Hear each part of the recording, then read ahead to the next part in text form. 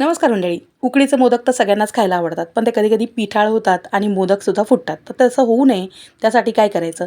1 वाटी पाणी घेतलंय, थोडंसं दूध घेतलंय, थोडं मीठ टाकलंय, तूप टाकलंय आणि 1 छोटा चमचा साखरसुद्धा टाकायची. आता पाण्याला उकळी आली, की गॅस स्लो करायचा आणि त्याच्यामध्ये 1.5 वाट्या पीठ टाकायचं आणि पटापट तांदळाचं पीठ आहे बरं का हे. आणि हे सुगंधित पीठ बाजारात विकत मिळतं. आता छान ढवळून घ्यायचं, झाकून ठेवायचं 10 मिनिटासाठी आणि 10 मिनिटानंतर आपली विकट तयार होईल म्हणजे शिजून जाईल छान. मग ती परातीत काढून घ्यायची आणि ग्लासाच्या उलट्या बाजूने त्याला छान रगडून घ्यायचं. पीठ गरमच असताना हे सगळं करून घ्यायचं.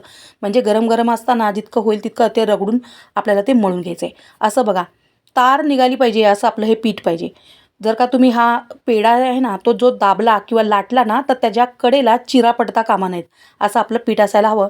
म्हणजे आपले जे मोदक आहेत ना, ते पिठाळासुद्धा लागत नाहीत आणि फुटतसुद्धा नाहीत. आणि असे हे मोदक खूप छान लागतात चवीला. काल मी जेव्हा मोदकाची व्हिडिओ टाकली तर बऱ्याच ताईंची कमेंट होती, "तू सुक्या नारळाचे मोदक केलेत का?" तर नाही, प्रथमेश बसला होता ना नारळ खोवून द्यायला. म्हणजे खोवून नाही, किसून. किसून मी घेतले होते इतकं.